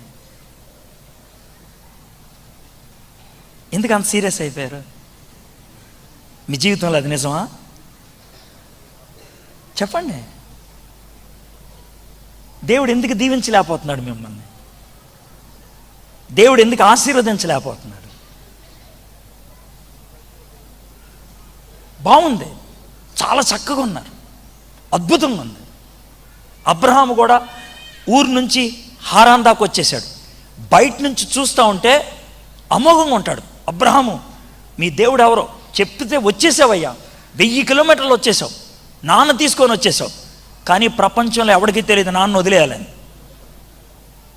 నువ్వు బయటికి చాలా పవిత్రంగా కనబడుతున్నావు, బయటికి చాలా భక్తిని చూపిస్తున్నావు. అయితే నీ లోన నిర్ణయాలు ఏంటి? నీ లోన బతికేంటి? నీ లోన ఆలోచనలేంటి? నువ్వు దేవుడికి వ్యతిరేకంగా చేసేవేంటి? ఎవరికి కనబడకుండా చేసే పనులేంటి? నువ్వు చూసేవేంటి? నువ్వు తినేవేంటి? నువ్వు తాగేవేంటి? అవి చెప్పు నాకు. దేవుడికి తెలీదా? ప్రపంచంలో పాస్టర్ గారిని మోసం చేయడం చాలా సులభం. కనబడంగానే ప్రైజ్ ది లార్డ్ అని అంటే సరిపోద్ది, హల్లెలూయా అంటే సరిపోద్ది, తెల్లబట్టలు వేసుకుంటే సరిపోద్ది, భక్తిగా కూర్చుంటే సరిపోద్ది, బాగుంటుంది. ఆయన దాంతో అయిపోయింది. కానీ దేవుణ్ణి అంత సులభంగా తృప్తిపరచలేమే. బయట రూపంతో తృప్తిపరచలేము దేవుణ్ణి. లోన జీవితం ఉండాలా. మరి ఆ జీవితం ఉందా? నీకు దేవుడికే తెలుసు, ఇంకెవరికి తెలియదు. ఇది నీ భార్యకు కూడా తెలియదు, నీ భర్తకు కూడా తెలియదు, నీ తండ్రికి తెలియదు, నీ కూతురికి తెలియదు, నీ కొడుక్కి తెలియదు. నీకు దేవుడికి ఒక్కడికే తెలుసు అది. మరి దానికి ఏం చెప్తావు? ఆ పరిపూర్ణ విధేయత లేకుండా, ఆ పరిపూర్ణ సమర్పణ లేకుండా దేవుడు నన్ను ఆశీర్వదించట్లేదు, దేవుడు నన్ను ఇబ్బందుల్లో పెట్టాడు, దేవుడు నా కష్టాలు పెట్టాడు, నా చుట్టూ చావులు ఉన్నాయి, నా చుట్టూ గొడవలు ఉన్నాయి, నా చుట్టూ సమస్యలు ఉన్నాయి అని అంటే ఏమంటావు? ఇంతకంటే భయంకరమైన సమస్యలు గుండా ఒక ఆయన వెళ్ళాడు. పొరపాటును కూడా దేవుడిని తిట్టమంటే తిట్టలేదని, తిట్టమని చెప్పారు ఆయన్ని. ఎవరో తెలుసు ఆయన? యోబు. యోబు యోబు జీవితాన్ని 42 అధ్యాయాల్ని 4 మాటల్లో చెప్తాను. మొదటి 2 అధ్యాయాలు విపరీతమైనటువంటి నిరుత్సాహం, విపరీతమైనటువంటి నిరాశ. ఎందుకో తెలుసా? మొదటి ఆస్తి అంతా పోయింది, 2 కుటుంబం అంతా పోయింది, 3వది ఆరోగ్యం అంతా పోయింది. 3 పోయాయి 2 అధ్యాయాల్లో, మొత్తం పోయాయి. నిరాశ. 3వ అధ్యాయం నుంచి 36వ అధ్యాయం దాకా నిజాయితీ. 3 మిత్రులు, తర్వాత 4వ మిత్రుడు, 5వది భార్య, 5గురు ఒకళ్ళ తర్వాత ఒకళ్ళు వచ్చి, రే నీ మూలనే జరిగిందిరా ఇది, నువ్వు మంచోడు కాదురా, నువ్వు పాపివురా, ఆ దేవుణ్ణి తిట్టరా, తిట్టి పోరా అని అంటే నిజాయితీని రుజువు చేసుకున్నాడు. నా దేవుడు మంచోడు, నా దేవుడు మంచోడు, నా దేవుడిని ఒక్క మాట అంటానికి నాకు లేదు, ఆయన సహాయం చేస్తాడు, ఆయన కొన్ని సందర్భాల్లో విడిచేయచ్చు, నాకు అర్థం కాకపోవచ్చు.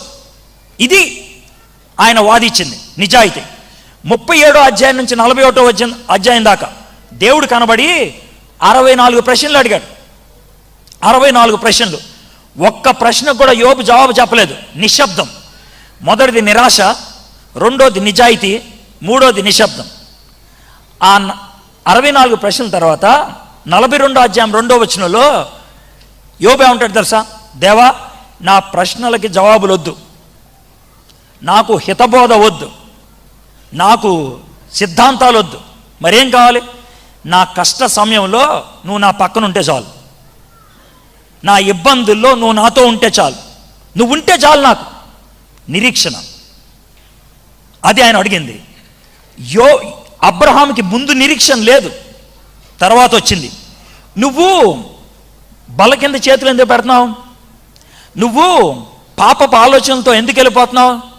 నువ్వు ద్వంద్వ జీవితాన్ని ఎందుకు జీవిస్తున్నావు? చర్చికి వచ్చినప్పుడు ఒకలాగా, అయిపోయిన తర్వాత ఇంకొకలాగా ఎందుకుంటున్నావు? ఎందుకనంటే నిజాయితీ లేదు, పవిత్రత లేదు, పరిపూర్ణ విశ్వాసం లేదు, దేవుడి మీద పూర్తిగా ఆనుకోవటం లేదు. దేవుని మీద పూర్తిగా ఆనుకోనప్పుడు దేవుడు ఎలా దీవించగలుగుతాడు? దేవుడు చెప్పేది ఒకటే, దాని మీద చేయి తీసేయి, నేను నీకు సహాయం చేస్తా. లేదు ప్రభా, అది కావాలి, నువ్వు కావాలి, నువ్వు నిర్ణయించుకో. అయితే అదా లేకపోతే నేనా? ఈ రెండాట్లు ఏదో ఒకటే. రెండాటి మధ్యన నువ్వు దీవెన పొందలేవు, రెండాటి మధ్యన నువ్వు ఆశీర్వాదాన్ని పొందలేవు. అయితే దాన్ని వదిలేసేయి, నేను దీవిస్తా. అబ్రహాము ముందు తండ్రిని వదలలేపాడు, లోతును వదలలేపాడు, భార్య ఆలోచనలు వదలలేపాడు. చివరికి ఎవరికి చెప్పకుండా దేవుడు పూర్తి ఆలోచనల మీద ఉన్నాడు, పూర్తి విశ్వాసం దేవుడి మీద చూపించగలిగాడు. పరిపూర్ణమైన సమర్పణ ఎప్పుడు వస్తుందంటే పరిపూర్ణమైన విశ్వాసం ఉన్నప్పుడు. పరిపూర్ణమైన విశ్వాసం పరిపూర్ణ సమర్పణలోకి నడిపిస్తుంది. పరిపూర్ణ సమర్పణ ఉన్నప్పుడు దేన్నైనా విడిచిపెట్టగలుగుతారు. ఒక వ్యక్తి నేను విశ్వాసిని అని ఎప్పుడు చెప్పగలుగుతాడు తెలుసా? ఒక వ్యక్తిని నేను దేవుణ్ణి పూర్తిగా నమ్ముకుంటున్నాను అని ఎప్పుడు చెప్పగలుగుతాడు తెలుసా?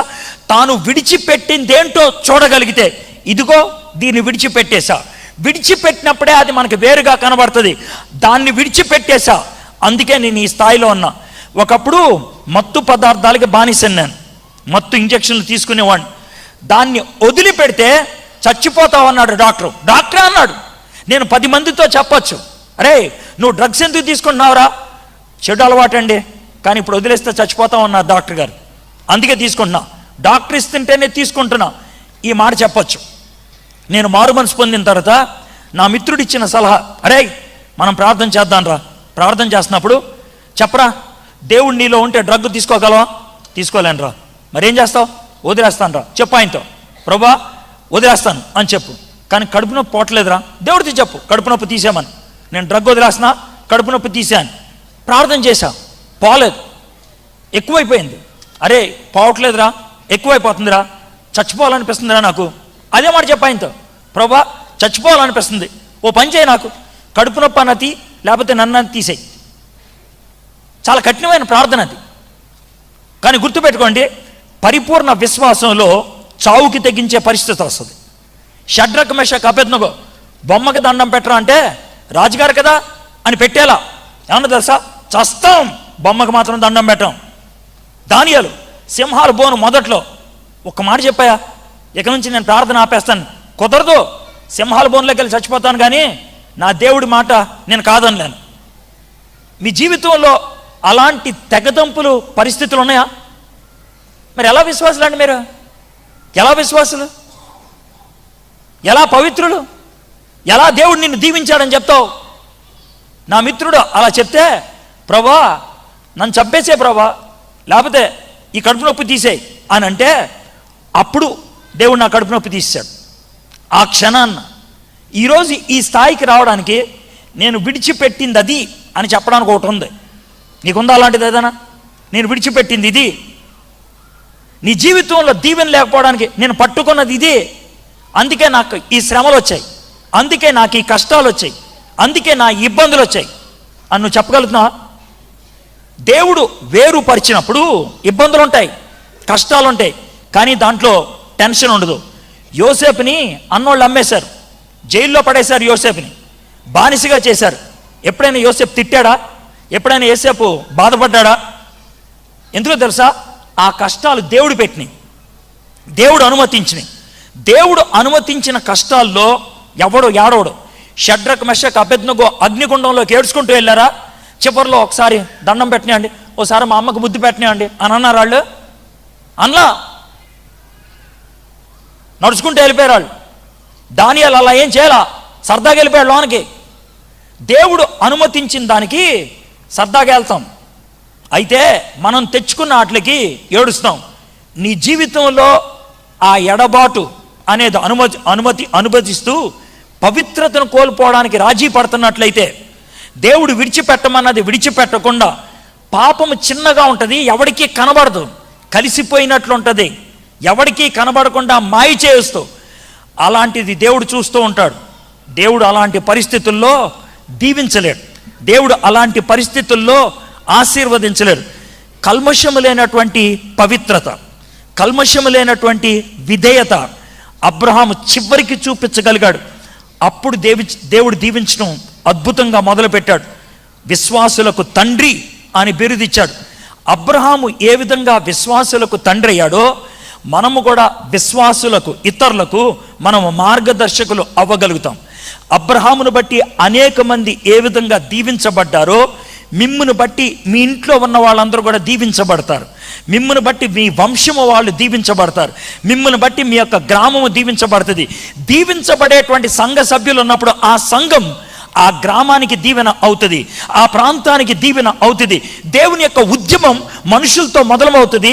ఆ మనుషుల దగ్గర నుంచి సంఘానికి వెళ్తుంది, ఆ సంఘాన్ని నుంచి మొత్తం దేశానికి వెళ్తుంది. ఈ ప్రాంతము దీవించబడాలంటే మొదట నీ దగ్గర ఆరంభం అవ్వాలి. 2 విషయాలు చెప్పి నేను ముగిస్తాను. విశ్వాసం అనేది కల్మషం లేకుండా నిష్కలంకంగా పవిత్రంగా ఉండాలి అని అంటానికి ఒక పక్షి, ఒక చిన్న పక్షి, ఊరినే మిమ్మల్ని ప్రశ్న అడుగుతాను, జవాబు ఎలా చెప్తారో చూద్దాం, దాని నుంచి ఆలోచిస్తాం. ఒక పక్షి ఒక కొమ్మ చివరన కూర్చుంది, ఆ కొమ్మ ఇలా ఊగుతుంది. కొద్దిసేపటికి పెద్ద గాలి వచ్చింది, ఆ కొమ్మ అటు ఇటు ఊగిపోతుంది. ఆ కొమ్మ మీద నుంచి పక్షి కింద పడిపోయేటట్లుంది. అర్థమైందా? గాలి వస్తుంది బాగా. నేను అడిగే ప్రశ్న జాగ్రత్తమనండి. అలాంటి పరిస్థితుల్లో ఆ పక్షి నిబ్బరంగా ఉండడానికి, ఆ పక్షి ధైర్యంగా ఉండడానికి, ఆ పక్షి నమ్ముకునేది దేన్ని? ఆ పక్షి నమ్ముకునేది దేన్ని? రెక్కల్ని. కొమ్మను నమ్ముకుంటుంది ఆ టైంలో. కొమ్మను నమ్మితే ఏమన్నా లాభమా? నమ్మాల్సింది దేన్ని? రెక్కల్ని. అయితే మీకు చిన్న ప్రశ్న, పక్షి కొమ్మ మీద కూర్చున్నప్పుడు రెక్కలు కనబడతాయా? చెప్పండి నాకు. పక్షి కొమ్మ మీద కూర్చున్నప్పుడు రెక్కలు కనబడతాయా? కనబడని వాటి మీద నమ్మకం ఉంటే జయించగలుగుతాం. అది విశ్వాసం, అది విశ్వాసం. ఎప్పుడైతే పక్షి కనబడే కొమ్మను నమ్ముకుందనుకో ఏమవుద్ది? కింద పడుద్ది. కనబడే తల్లిదండ్రుల్ని, కనబడే చుట్టూ ఉన్న మిత్రులను, కనబడే రాజీ పడేటువంటి వస్తువులను, కనబడేటువంటి విషయాలను నమ్ముకుంటే అది విశ్వాసం అవ్వదు. దేవుణ్ణి నమ్ముకుంటే, దేవుణ్ణి నాకు కనబడట్లేదు కానీ నేను ఎప్పుడైతే కష్టం వచ్చినప్పుడు రెక్కలు విచ్చుకుంటాయో అప్పుడు బయట తెలుసుద్ది, ఈయన విశ్వాసం గొప్పది అని. నీ జీవితంలో అలాంటి విశ్వాసాన్ని కనపరచడానికి దేవుడు అవకాశం ఇస్తాడు. షడ్రక్, మెషక్, అబేద్నెగోకి ఇచ్చాడు, దానియేలుకి ఇచ్చాడు, యోసేపుకి ఇచ్చాడు, అబ్రహాంకి ఇచ్చాడు. ఆ పరీక్షల్లో వాళ్ళు గెలిచారు, అందుకే దేవుడు దీవించాడు. దేవుడు మీ జీవితంలో కూడా పరీక్షలు అనుమతిస్తాడు. మీరు గెలిస్తే ఏమొస్తుంది? మీకు దీవెన. విశ్వాసంలో పెరుగుతారు, దీవెన వస్తుంది. ఆ విశ్వాసంలో పెరుగుతున్నారా? ఈ చిన్న సంఘటన చెప్పి నేను ముగిస్తాను. ఇది నిజంగా జరిగింది. 2014 నవంబర్ 2వ తారీఖున జరిగింది. ఓకే, ఖచ్చితంగా తారీఖు కూడా చెప్తున్నా. అమెరికాలో షికాగో అనే పట్టణంలో జరిగింది. ఆయన పేరు వెలండా ఆయన పేరు. ఆయన ఏం చేశాడంటే, ఇక్కడ ఒక 15 అంతస్తుల బిల్డింగు, ఇక్కడ ఒక 15 అంతస్తుల బిల్డింగ్. ఆ బిల్డింగ్ పైన తాడు కట్టుకొని నేను నడుస్తా అన్నాడు. అందరినీ పిలిచాడు, ఏమి సపోర్ట్ ఏమి లేకుండా తాడు మీద నడుస్తా అన్నాడు.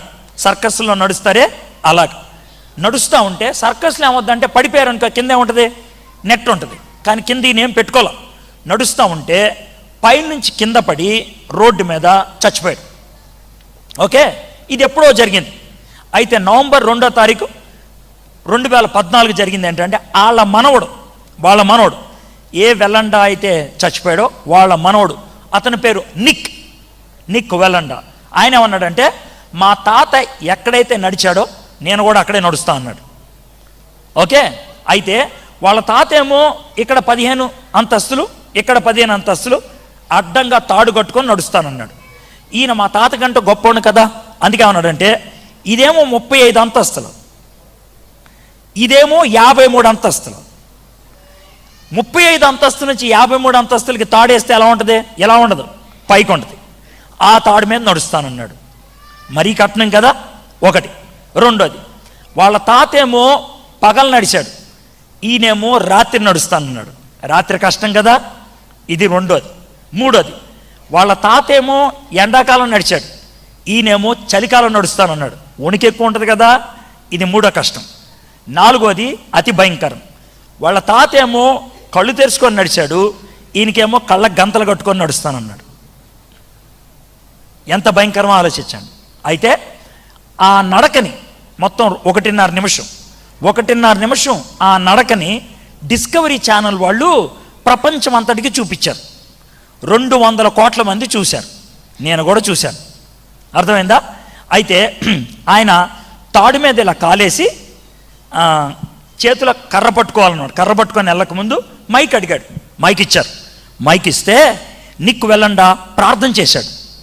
ఏమని ప్రార్థన చేశాడంటే, దేవా ఇప్పుడు నా కళ్ళు మూసేస్తారు, ఆ తర్వాత నా దోవ నువ్వే, నా మార్గం నువ్వే, నా వెలుగు నువ్వే, నన్ను నడిపించేవాడు నువ్వే, యేసయ్యా నువ్వు నన్ను నడిపిస్తావు, హల్లెలూయా, ప్రైజ్ ద లార్డ్ అని ప్రార్థన ముగించాడు. ఆయన ప్రార్థన ముగించంగానే బాగా కోపం వచ్చింది నాకు. వీడు పిచ్చోడండి, ప్రార్థన ఇంట్లో చేసుకోవచ్చు కదా, అందరి ముందు అనవసరంగా చేశాడు, వీడికి బుద్ధి లేదు అని తిట్టేసుకున్నా. ఎందుకు తిట్టానో తెలుసా? ఒకవేళ వీడు పొరపాటున కింద పడ్డాడు అనుకో, అందరూ ఎవరిని తిడతారు? ఏసే కాపాడచ్చుగా, మీ దేవుడు లేడు, కాపాడట్లేదు అని అందరూ ఏసేని తిడతారు. అది నా బాధ. అందుకే నేను నోరు మూసుకోవచ్చు కదా అని అనుకున్నా. అయిపోయిన తర్వాత కళ్ళకు గంతలు పెట్టుకొని మళ్ళీ మైక్ తీసుకున్నాడు. కింద 50,000 మంది చూస్తానికి వచ్చారు, 200 కోట్ల మంది టీవీలో చూస్తున్నారు. అయితే ఆయన ఏమన్నాడంటే మైక్ తీసుకొని, ఏయ్ మీలో ఎవ్వరు కూడా మాట్లాడకూడదు, సైలెంట్గా ఉండాలి. ఎందుకనంటే అక్కడ మా నాన్నగారు కూర్చున్నారు 53వ అంతస్తు మీద కూర్చొని చూస్తున్నారు నన్ను. నేను నడుస్తున్నప్పుడు నా కాళ్ళు ఆయనే, నా కళ్ళు ఆయనే, నా కాలు ఎక్కడ పడుతుందో చూసేది ఆయన. ఒకవేళ నా కాలు పడాల్సిన చోట పడలేదనుకో ఆయన చెప్తాడు నాకు, అది నాకు వినబడాలి. అది కొంచెం లేట్ అయినా, సరిగ్గా వినబడకపోయినా నేను చచ్చిపోతా. పూర్తిగా ఆయన మీద నేను ఆనుకుంటున్నా, కాబట్టి మీరు నిశ్శబ్దంగా ఉండండి అన్నాడు. అయితే నడుచుకుంటూ వెళ్తున్నాడు. 63వ అడుగుకు వచ్చాడు, 107 అడుగులు. 63వ అడుగుకు వచ్చినప్పుడు ఇలా ఊగుతుంది, గాలి వచ్చింది అప్పుడే ఊగుతుంది. అలాగే ఉండిపోయాడు. ఉండిపోయి కాలు ఇలా లేపాడు పైకి, తాడు ఊగుతుంది, ఇలాగా కాలు ఇలా పెట్టాలన్నమాట. డిస్కవరీ వాడు ఏం చేశాడంటే ఇక్కడ కూడా కెమెరా పెట్టాడు కింద, కాబట్టి తాడికి పైనుంచి కనబడుతూ ఉంటుంది అన్నమాట మనకి. అయితే ఆయన కాలు ఇలా పెడతా ఉంటాడు, తాడు ఇక్కడ ఉండేది, కాలు ఇక్కడ పడుతుంది, ఇక్కడ నుంచి కెమెరా నుంచి కనబడుతుంది కదా, మనకి గుండె లటలటలా కొట్టేసుకుంటూ ఉంటుంది. ఎందుకంటే అక్కడి నుంచి పడ్డాడు అనుకోండి, సుమారు 560 అడుగులు అక్కడి నుంచి పడితే ముక్కలే చచ్చిపోతాడు, కళ్ళ ఎదురుగా చచ్చిపోతాడు. ఇది పరిస్థితి. కాబట్టి అలా లటా కొట్టుకుంటూ ఉంటుంటే ఇంకంత దూరం మహా అయితే 3 అంగుళాలు ఉంటుంది, ఇలా కాలు వస్తూ ఉంటుంది. వాళ్ళ నాన్న ఏమంటాడు తెలుసా, నిక్ 2 అంగుళాలు లెఫ్ట్కి అని అన్నాడు. అంటే ఇలా 2 అంగుళాలు కలిపి ఇలా అంటాడు, వెళ్ళిపోతూ ఉంటుంది. నాకు ఆ టైంలో వచ్చిన తలంపేంటి తెలుసా, వాళ్ళ నాన్న 2 అంగుళాలు అంటే మా నాన్న 2 అంటాడులే నేను 1 వేస్తా అంటే ఏమైండేది? మా నాన్న 2 అంటాడులే 3 వేస్తాను నేను అంటే ఏమైండేది? ఇప్పుడు మీకు అర్థమైందా? చావుకి బ్రతుక్కి తేడా అంగుళమే, విధేయతకి అవిధేయతకి తేడా అంగుళమే. దేవుడు మనకి చెప్పిన దానికి పూర్తి విధేయత చూపించాలి, అవునా కదా? చచ్చిపోయేటంత వరకు విధేయత చూపించాలి, సమస్తాన్ని వదులుకొని విధేయత చూపించాలి. ఆ విధేయత చూపించిన వాళ్ళనే దేవుడు వాడుకోగలుగుతాడు. ఆ విధంగా విధేయత చూపించిన వాళ్ళే దేవుడికి ఆశీర్వాదాన్ని ఇతరులకి పంచేవాళ్ళు అవుతారు. ఈ సంఘములో ఉన్నటువంటి ప్రతి వ్యక్తి ఆశీర్వాదకరంగా ఉండాలి అని అంటే దేవుడు మిమ్మల్ని ప్రత్యేకించుకున్నాడు. ఇప్పటికే ఈ ప్రత్యేక జీవితంలో పరిపూర్ణ విధేయత, పరిపూర్ణ సమర్పణ మీరు చూపించగలిగి ఉండాలి. అది లేకపోతే దేవుడు మిమ్మల్ని వాడుకోలేడు. అబ్రహాము జీవితంలో ఆశీర్వాదం ఆలస్యం అవడానికి విధేయత ఆలస్యమైంది, సమర్పణ ఆలస్యమైంది. నీ జీవితంలో అలాగ ఆలస్యాలు ఉన్నాయా? ఉన్నట్లయితే ఇప్పుడే దేవుని సన్నిధిలో ప్రార్థన చేస్తావా? నీకు దేవుడు ఏదైనా చూపిస్తున్నాడా? వదిలిపెట్టు అన్నదాన్ని వదిలిపెట్టకుండా, చెడు బుద్ధి కావచ్చు, చెడు సంబంధం కావచ్చు, చెడు ఆలోచన కావచ్చు, చెడు అలవాటు కావచ్చు, ఏదైనా సరే ఉన్నదా దేవుడు వదిలేయమని. చిన్న విషయాలు అవ్వచ్చు, చిన్న సీరియల్ కావచ్చు, సినిమా కావచ్చు, సిగరెట్ కావచ్చు, తాగుడు కావచ్చు, చెడు మాటలు కావచ్చు, నీ జీవితంలో ఉన్నాయా? అబద్ధాలు కావచ్చు, ఎక్కువగా మాట్లాడటం కావచ్చు, పనికిమాలిన జీవితం అవ్వచ్చు, అవిధేయత హృదయం అయి ఉండొచ్చు. చిన్న విషయం దేవుడు నీలో ఏమన్నా చూపిస్తున్నాడు. ఎప్పుడు మనం కొన్ని క్షణాలు ప్రార్థనలో ఉందాం. ఆ టైంలో దేవుడు మీకు ఏదైనా చూపిస్తున్నట్లయితే దేవుని సన్నిధిలో ఒప్పేసుకుంటారా? ప్రభువా, ఇది విడిచిపెట్టలేదు ఇప్పటిదాకా, నన్ను క్షమించు. ఈ సమయంలో నీ సన్నిధిలో ఒక నిబంధన చేస్తున్నా, దాన్ని విడిచిపెడతాను ప్రభువా.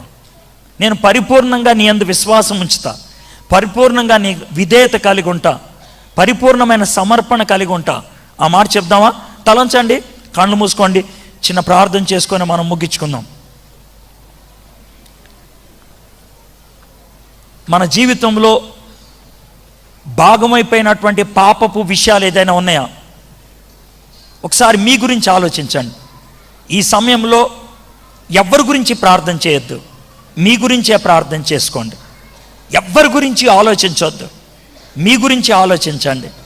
మీ ఇంట్లో ఎవరైనా అవిశ్వాసులు ఉండొచ్చు, కానీ వాళ్ళ గురించి ప్రార్థన చేయొద్దు. ఇప్పుడు వద్దు, మీ గురించి చేయండి. ఈ సమయంలో మీరు పవిత్రపరచబడినట్లయితే, మీరు ప్రత్యేకించబడినట్లయితే, మీరు పరిపూర్ణ విశ్వాసాన్ని చూపించగలిగినట్లయితే, మీరు పరిపూర్ణ సమర్పణ చూపించగలిగినట్లయితే దేవుడు మీ ద్వారా ఇతరులను ఆశీర్వదిస్తాడు. నువ్వు నాకు కావాలి, నేను నిన్ను దీవిస్తే అప్పుడు అనేక మందికి నువ్వు దీవెనకరం అవుతావు. నీ చుట్టూ ఉన్న వాళ్ళకి దీవెన ఎందుకు దొరకట్లేదంటే నువ్వు దీవెన అందించాల్సిన వాడు నువ్వు సరిగ్గా లేవు. చుట్టూ ఉన్న వాళ్ళు ఎందుకు ఆశీర్వాదాన్ని పొందట్లేదంటే ఇతరులకు ఆశీర్వాదాన్ని అందించే నువ్వు సరిగ్గా లేవు. నీ జీవితం సరిగ్గా ఉండాలి. కలిసిపోయినటువంటి గుణగణాలు ఉన్నాయేమో, చెడు బుద్ధి నీ జీవితంలోకి వచ్చిందేమో, పాపం కలిసిపోయిందేమో నీ జీవితంలో, వేరుపరచలేనటువంటి పరిస్థితిలో ఉందేమో. ఇలాంటి పవిత్రమైన సమయాల్లో, ఇలాంటి ప్రత్యేకమైన సమయాల్లో పరిశుద్ధాత్ముడు మనకి చూపిస్తాడు.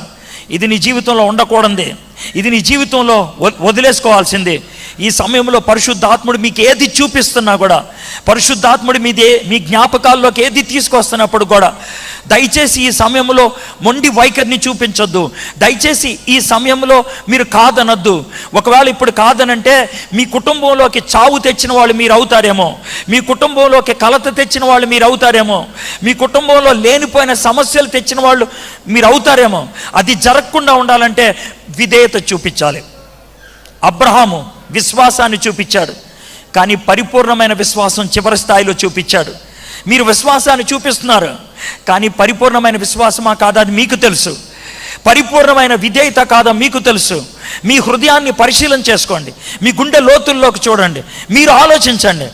అలాంటి పరిపూర్ణమైన విశ్వాసం ఒకవేళ మీకు లేదు అనుకుంటే ప్రభు దగ్గర క్షమాపణ అడగండి. ప్రభువా, నన్ను క్షమించు. యోసేపు పరిపూర్ణంగా నీ మీద విధేయత చూపించాడు, యోబు చూపించాడు, ఆ విధంగా దానియేలు చూపించాడు, షడ్రక్ మెషక్ అబేద్నెగో చూపించాడు. ప్రభువా, చావుకి తెగించిన పౌలు చూపించాడు. మేము కూడా అలాంటి విధేయత చూపించాలి. యేసయ్యా, నేను చూపించాలి. నా జీవితంలో ఉన్నటువంటి ఈ కల్తీని, ఈ క్షణాన్ని నేను వదిలేస్తున్నాను. ప్రభువా, మీరు నాకు సహాయం చేయండి. మీరు నాకు చూపిస్తున్నటువంటి ఈ చెడు బుద్ధి, ఈ చెడు అలవాటు ఈ రోజు నుంచి ఆగిపోవాలి. ఈ రోజు నుంచి ఆగిపోవాలి. పవిత్రత నా జీవితాన్ని యాలాలి, పరిపూర్ణ సమర్పణ నా జీవితాన్ని యాలాలి, పరిపూర్ణ విశ్వాసం నా జీవితాన్ని యాలాలి. పరిపూర్ణ విశ్వాసం, పరిపూర్ణ సమర్పణ, పవిత్రత ఉన్నప్పుడే కదా ప్రభా నన్ను నువ్వు వాడుకోగలిగేది. నన్ను పవిత్రమైన పాత్రగా చేసుకో ప్రభా. నా జీవితంలో ఉన్నటువంటి ప్రతి కల్మషాన్ని తొలగించు ప్రభా. నేను పాపాన్ని ఒప్పుకుంటున్నాను, నన్ను పవిత్రునిగా, పవిత్రురాలుగా చేయి ప్రభా. అడగండి. ఈ క్షణాన్న ఆ పవిత్రత నీకు, నిన్ను బట్టి ఈ సంఘానికి రావాలి. ఈ ప్రత్యేకమైనటువంటి సందర్భంలో పవిత్రమైన సంఘముగా ఇది తీర్పు తీర్చబడాలి అంటే, పవిత్రమైన సంఘముగా ఇది ఉండాలి అంటే, సంఘములో ఉన్నటువంటి ప్రతి వ్యక్తి ఆ పవిత్రతను అనుభవించాలి. అది దేవుని సన్నిధిలో ప్రార్థనలో అడిగినప్పుడే సాధ్యం, మన పాపాన్ని ఒప్పుకున్నప్పుడే సాధ్యం. మనం అడుగుదాం. మా దేవా, మా ప్రభా, మీకు వందనాలు, మీకు స్తుతులు, మీకు స్తోత్రాలు చెల్లిస్తున్నాం ప్రభా. ఈ సమయంలో ప్రభా, నీ బిడ్డలు ప్రభా, నీ సన్నిధిలో ప్రభా, ఎవరైతే యథార్థ మనస్సాక్షితో, యథార్థమైనటువంటి హృదయంతో ప్రభా తమ జీవితాన్ని కడుక్కుంటున్నారో, తమ జీవితంలో ఉన్నటువంటి ఆ కలతను తొలగించుకుంటున్నారో, కలిసిపోయినటువంటి ఆ పాపాన్ని వదిలిపెట్టడానికి ఇష్టపడుతున్నారో ప్రతి ఒక్కరిని బట్టి నా ప్రభువా ప్రార్థన చేస్తున్నాను. ప్రభువా ప్రతి ఒక్కరికి విడుదల కలిగించండి తండ్రి, ప్రతి ఒక్కరికి విడుదల కలిగించండి ప్రభువా. ప్రతి ఒక్కరికి ఉన్నటువంటి ఆ ఉచ్చుల నుంచి బయట తీసిరండి ప్రభువా. వాళ్ళ జీవితంలో, వాళ్ళ యొక్క ఆలోచనలో కలిసిపోయినటువంటి ఆ పాపాన్ని కడిగివేయండి ప్రభువా. పవిత్రపరచండి ప్రభువా. ఈ సంఘము పవిత్ర సంఘముగా ప్రత్యేకించబడాలి ప్రభా. ఈ సంఘము ప్రభా నిష్కలంకమైనటువంటి, ముడత లేనటువంటి సంఘముగా తీర్పు తీర్చబడాలి ప్రభా. సంఘంలో ఉన్నటువంటి ప్రతి ఒక్కళ్ళు, చిన్నపిల్లలేంటి, పెద్దలేంటి, ప్రతి ఒక్కళ్ళు ప్రభా నీ సన్నిధిలో ఆ పవిత్రతను పొందాలి ప్రభా. ఆ విధంగా దీవించి ఆశీర్వదించి ఈ సంఘాన్ని బట్టి ప్రభా ఈ ప్రాంతం అంతా కూడా దీవించబడాలి ప్రభా.